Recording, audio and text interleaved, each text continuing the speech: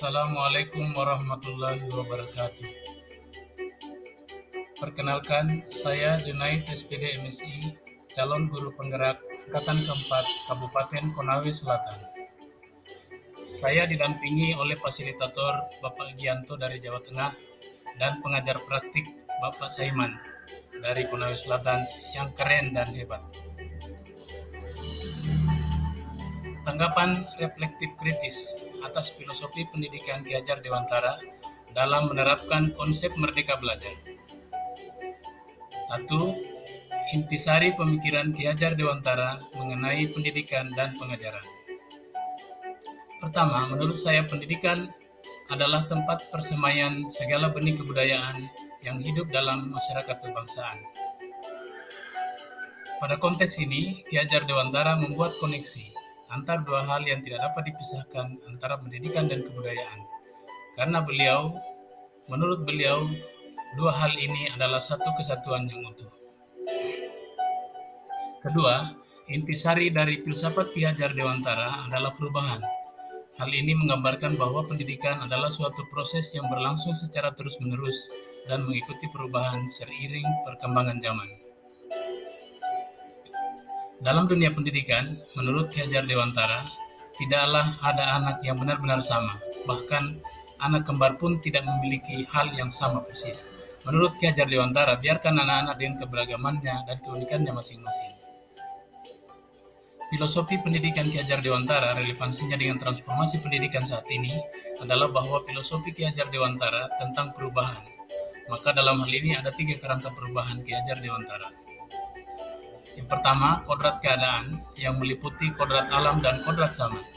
Yang kedua, prinsip perubahan dengan asas trikon, kontinuitas, konvergensi, dan konsentris. 3. Perubahan pada budi pekerti, yaitu budi dan pekerti. Intisari pemikiran Ki Hajar Dewantara tentang membedakan pendidikan dan pengajaran adalah bahwa 1. Pengajaran merupakan proses pendidikan dalam memberi ilmu atau berfaedah untuk kecakapan hidup anak secara lahir dan batin.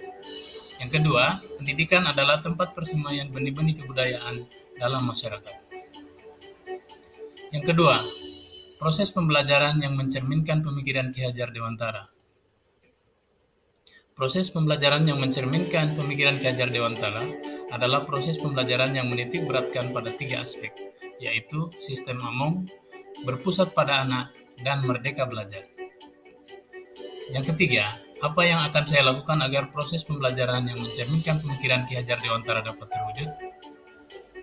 Pertama, pendidik harus melaksanakan kegiatan pembelajaran yang mencerminkan pemikiran Ki Hajar Dewantara dengan mengembangkan media dan model-model pembelajaran dengan mengubah mindset bahwa anak itu tidaklah sama, tetapi memiliki keunikan dan kekhasan tersendiri.